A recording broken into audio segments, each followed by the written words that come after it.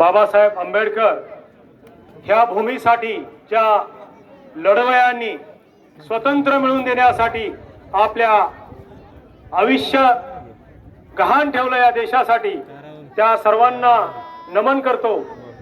आणि माझ्या पुढे जे सर्व मुरुडकर आणि मुरुडच्या पंचक्रोशीतून एक लोकशाही मार्गासाठी आपल्यावर अन्याय झाला आहे, झालेल्या अन्यायाला तोंड देण्यासाठी, एक क्रांती करण्यासाठी उभे असलेले सर्व क्रांतीवीर यांना नमन करतो। मित्रांनो, आपलं मुरुड वैभवशाली मुरुड 1947 पासून वैभवशाली, आपल्या गावाला एक समृद्ध रेल्वे स्टेशन ब्रिटिशांनी दिलं।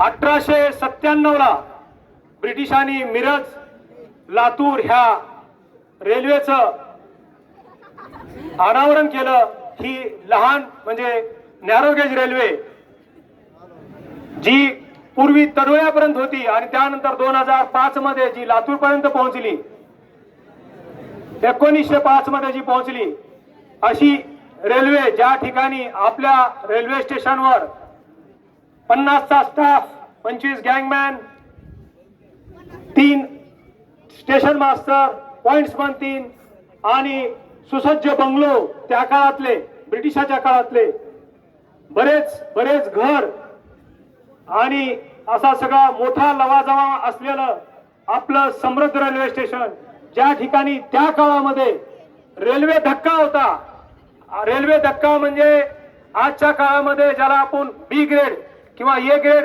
रेल्वे स्टेशन म्हणतो, अशा प्रकारचं समृद्ध रेल्वे स्टेशन आपल्याला होतं, जे 2008 पर्यंत ब्रॉडगेज येण्यापर्यंत होतं। मित्रांनो, ब्रॉडगेज यायला लागलं ही एक आनंदाची गोष्ट होती आपल्या गावासाठी। त्यावेळेस आपल्या महाराष्ट्र शासनानं खडी देण्याचं सेंट्रल गव्हर्नमेंटला आश्वासन दिलं आणि त्यावेळेस खडी मिळत नव्हती। आपल्या गावचे सहकारमर्षी श्री शिवाजीराव नाडे काका हे स्वतः उभा राहून रोजगार हमीमधून ह्या रेल्वे पटरीला खडी दिली आणि 2008 मध्ये हे रेल्वे स्टेशन फक्त ब्रॉडगेजचं झालं। आपल्याला असं एक वाटत होतं की काका स्वतः समोर आहेत, त्यामुळे आपल्या हक्काची रेल्वे आपल्याला आता काहीतरी चांगलं मिळणार आहे, सगळं चांगलं होणार आहे ह्याच्यामध्ये आपण होतो। पण आपल्या पाठीमागे काहीतरी घात झाला आणि 2008 मध्ये आपली रेल्वे चोरीला गेली, आपलं स्टेशन चोरीला गेलं, आपल्याला कळलंच नाही। आपण काकासाहेबांकडे पाहत होतो, आपल्याला काही कळालं नाही आणि ज्यावेळेस कळालं त्यावेळेस उशीर झाला होता। 2010 मध्ये काकासाहेबाला कळालं की आपलं रेल्वे स्टेशनवर कुणीतरी रेड झोन टाकून दिलेला आहे। कागदपत्र काय काळे पांढरे केले माहित नाही, पण रेड झोन झालं आणि कुणाच्या तरी कुठलं तरी काहीतरी चुकीचं आपल्या मुरुडकरावर खापर फोडून आपल्याला रेड झोन मध्ये टाकण्यात आलं। मित्रांनो, स्वतः काकासाहेबांना किती दुःख झालं असेल विचार करा घात झाल्यानंतर। आणि त्यांनी स्वतः त्या वयामध्ये, म्हणजे मला वाटतं त्यावेळेस काकासाहेब 80 वर्षाचे असतील, 80 वर्षामध्ये काकासाहेबांनी लढा उभा केला 2011 मध्ये। आणि काकासाहेब हे जे आज आपण आंदोलन करतोय तसंच आंदोलन 2011 मध्ये केलं। 2011 मधल्या आंदोलनानंतर सेंट्रल गव्हर्नमेंट फार लांब आहे, काकासाहेबांची ओळख पूर्ण महाराष्ट्रात आहे, पण सेंट्रल गव्हर्नमेंट आणि रेल्वेचे प्रोटोकॉल फार खराब असल्यामुळे ते आपल्या गावापर्यंत पोहोचू शकलं नाही। आणि त्यानंतर हे आंदोलन चालू राहिलं। 2016 मध्ये ग्रामपंचायत, त्यावेळेस दादा होते, दादानी त्यावेळेस एक आंदोलन केलं पंचक्रोशीमध्ये सर्व ग्रामपंचायतच्या सह्या घेऊन, ते 2016 मधलं आंदोलन तीव्र झालं। त्यानंतर 2017 मध्ये आपल्या बापूंनी ते आंदोलन अजून तीव्र केलं आणि अभिमन्यू पवार त्यावेळेसचे मुख्यमंत्री श्री देवेंद्रजी फडणवीस साहेब यांच्या प्रयत्नातून, त्यावेळेसचे railway minister Shri Piyushji Goyal sir यांच्या शिफारशीहून त्यावेळेस धावणारी जलद गतीची ट्रेन म्हणजे आपली जिवाळ्याची लातूर मुंबई ट्रेन त्यावेळेस थांबली। आणि त्यानंतर दुर्दैवानं पूर्ण जगावर कोविड आलं। 6 महिने झाले होते त्या गाडीला, 6 महिने झाल्यानंतर दुर्दैवानं कोविड आलं आणि कोविडच्या नंतर आपल्या स्टेशनच्या सर्व गाड्या काही रेल्वेच्या नियमाच्या प्रोटोकॉलच्या नंतर सर्व गाड्या बंद झाल्या आणि गाड्या बंद झाल्यानंतर परत आपलं उग्र आंदोलन चालू झालं. 21 मध्ये आंदोलन तीव्र केलं, परत बापूंनी ते आंदोलन तीव्र केलं. 23 मध्ये आंदोलन परत तीव्र झालं. 23 मधल्या आंदोलनाच्या टायमाला लोकसभेच्या इलेक्शनच्या आधी त्यावेळेस फार प्रयत्न केल्यानंतर आपल्याला ऍक्च्युली आपलं जे आहे रेल्वे स्टेशन काही कारस्थानामुळे डी दर्जाचं झालं होतं आणि ह्या डी दर्जाच्या रेल्वे स्थानकावर कुठलीच रेल्वे नियमानं थांबत नाही असा नियम रेल्वेचा प्रोटोकॉल आहे. त्या प्रोटोकॉलाला तोडत 2023च्या लोकसभेच्या इलेक्शनच्या आधी आपल्याला आपल्या हक्काच्या ज्या 50-100 वर्षापासून ज्या रेल्वे धावत होत्या ती परळी मिरज आणि निजामाबाद पंढरपूर ह्या आपल्या वारकरीच्या आपल्या पंढरपूरला जाणाऱ्या आपल्या महत्वाच्या रेल्वे परत 23 ला चालू झाल्या. 23 ला आपला संघर्ष चालू राहिला. 23च्या नंतरही आपल्या वाऱ्या पंढरपूरच्या तर कमी झाल्या परंतु सोलापूरच्या डीआरएम ऑफिसच्या जास्त झाल्या. डीआरएम ऑफिसला वाऱ्या केल्यानंतर आपल्या लक्षात आलं की जे काही आपल्या बरोबर घडलं आहे किंवा जे काही चुकतं आहे त्याचं सगळं गमक जे होतं ते डीआरएम सोलापूरकडे होतं. वरून आपल्याला मिनिस्ट्रीनं मुख्यमंत्री साहेबांना रेल्वे मिनिस्टरनं आपल्याला जी रेल्वे दिली ती एवढी जलद गतीची रेल्वे असताना साधं इन्फ्रास्ट्रक्चर ज्याला आपण प्लॅटफॉर्म म्हणू ते प्लॅटफॉर्म डेव्हलप करण्याचा आणि काहीच प्रयत्न केला नाही. आता आपलं प्लॅटफॉर्म फक्त 100 मीटरचा आहे आणि मिडल लेवलचा आहे. हे प्लॅटफॉर्म नियमानं त्यांनी त्यावेळेस उचलून 2.5 फूट उचलायला पाहिजे होतं आणि 370 मीटरचं करायला पाहिजे होतं. पण असं काहीच केलं नाही. आपल्या इथं साधं बाथरूम सुद्धा दिलं नाही. आणि डीआरएम ऑफिसच्या या चुका लक्षात आल्यानंतर आपण त्यानंतर अजून त्यामध्ये खोल अभ्यास केला. अभ्यास केल्यावर अजून कळालं की आपल्यापर्यंत आतापर्यंत वर जीएम लेवलला म्हणा किंवा रेल्वे मिनिस्ट्रीकडे डीआरएमएस कडून कुठलंही आपल्या मुरुड स्थानकासाठी प्रपोजल गेलं नाही. ही 2025 ची गोष्ट सांगतो मित्रांनो. आणि असं निष्क्रिय डीआरएम ऑफिस सोलापूर यांच्यामुळे आपला घात झाला. आणि हे आता का आहे कशामुळे आहे ते आपल्याला सांगण्यात काही अर्थ नाही. पण होऊ शकतं की सोलापूरच्या जवळ नाही येत आपण जवळपास 110-120 किलोमीटर लांब आहोत आणि आपला आवाज त्यांच्यापर्यंत पोहोचला नाही किंवा तिथले जे कोणी असतील जे अधिकारी डीआरएम लेवलचे असतील त्यांच्या नेमकं आपल्याला काही मिळणार आणि त्याच वेळेस त्यांच्या बदल्या झाल्या असतील. पण ह्या सगळ्या गोष्टीच्या ह्याच्यामध्ये आपलं दुर्भाग्य की आपल्याला आपलं रेल्वे स्टेशन चोरीला गेलं, आपलं स्टेशन चोरीला गेलं आणि आपला जो सगळ्यात महत्वाचा हक्क होता जे आपल्याला सगळं मिळणार होतं ते मागटल्या 15 वर्षापासून आपण त्या हक्कापासून वंचित आहोत. मित्रांनो, ज्यावेळेस ही सगळ्या गोष्टी लक्षात आल्या, डीआरएमओसीच्या चक्रा वाढल्या, त्यानंतर असं लक्षात आलं की आता आंदोलनाशिवाय दुसरा काही पर्याय नाही आणि आंदोलन लहान नाही तर आपल्याला मोठं आंदोलन करावं लागेल. आता एका पक्षाचं नाही तर आपल्याला मुरुडकरांचं सर्वपक्षीय आंदोलन करावं लागेल. मग यासाठी विचारविनिमय झाला. सगळ्या मित्र कंपनीशी बोलण्यात आलं माझ्याकडून आणि त्याच्यानंतर मी पहिल्यांदा आवाज दिला आपले एक्स मिलिटरीमन आणि मी टेकाळे साहेबांना म्हणलं, सर आता तुम्हाला गावाला तुमची गरज आहे. आता तुम्ही ह्या आंदोलनासाठी आपल्या रेल्वेसाठी यावं लागेल. त्यांनी मला सांगितलं की मी अर्ध्या तासात माझ्या सहकार्यांना विचारतो आणि मी तुम्हाला लगेच सांगतो. अर्ध्या तासात मला फोन आला. अर्ध्या तासात सांगितलं की आम्ही सुसज्ज आणि आम्ही जवळपास 80 जण मुरुड मधील एक्स मिलिटरीमन आहोत आणि आम्ही महिला बी काही आहेत त्याच्यामध्ये. हे सर्वजण आम्ही तुमच्या बरोबर आहोत.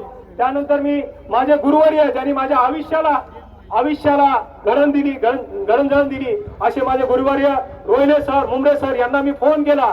सर आता आपल्याला गावाला गरज आहे. आता आपल्याला एक आंदोलन उभा करावं लागेल आपल्या गावासाठी, रेल्वेसाठी. आणि सरांनी म्हणले 1 मिनिटामध्ये सरांनी सांगितलं मी तुमच्या बरोबर आहे. तुम्ही फक्त आपल्याला काय प्लॅन करायचं सांगा. सर 2 तासामध्ये हॉस्पिटलमध्ये होते आणि तिथून हा प्रवास चालू झाला. हाताला हात जुळत गेले. पहिल्यांदा असं वाटलं की आता ही क्रांती कशी होईल, कशी जुळेल. 5 तारखेला असं वाटत होतं की काही होणार आहे का नाही, का परत आपल्याला निराशा झेलायची. कारण दिल्लीचा दरबार जर हलणार असेल, दिल्ली जर ऐकणार असेल तर ते आपल्या सर्व लोकसंख्येच्या आपल्या आवाजावर हाकणार आहे. आणि लोकशाहीमध्ये फक्त जर काही काउंट केलं जातं जास्त तर आपली लोकसंख्या आणि आपला आवाज. त्यानंतर 5च्या नंतर थोडीशी निराशा झाल्यानंतर महेशनं व्हिडिओ बनवला. महेशनं व्हिडिओ बनवल्यानंतर गाव जागा झालं आणि बघता फोन यायला लागले. सर्व पंचक्रोशीतून सरपंच, उपसरपंच जे कोणी असतील त्यांचे फोन यायला लागले की आम्ही बरोबर आहोत. लेटर यायला लागले. गावातील सर्व वेगवेगळ्या संस्था, वेगवेगळे समाज, सगळे घटक एक व्हायला लागले आणि तो आवाज बुलंद व्हायला लागला. आवाज बुलंद होत असताना हे रेल्वे प्रशासन अतिशय स्ट्रॉंग असताना ह्यांचे बरेच जे जाळं असतं, त्यांचं खुफिया एजन्सी असती, ते गावात फिरत होते आणि गावात फिरत असताना त्यांच्या लक्षात आलं की ही आता गाव पेटलेलं आहे.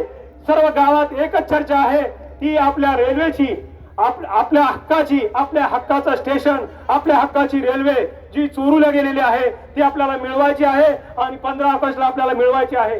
ह्याचा जी काही रिपोर्ट वरच्या लेवलला गेला, वरच्या लेवलला गेल्यानंतर कलेक्टर मॅडम कडून मुख्यमंत्री साहेबाला निवेदन देण्यात आलं आणि ते निवेदनच्या हिशोबानं आपल्या कृती समितीला 2 जणांना तिथं बोलवण्यात आलं. आपलं निवेदन घेण्यासाठी आले.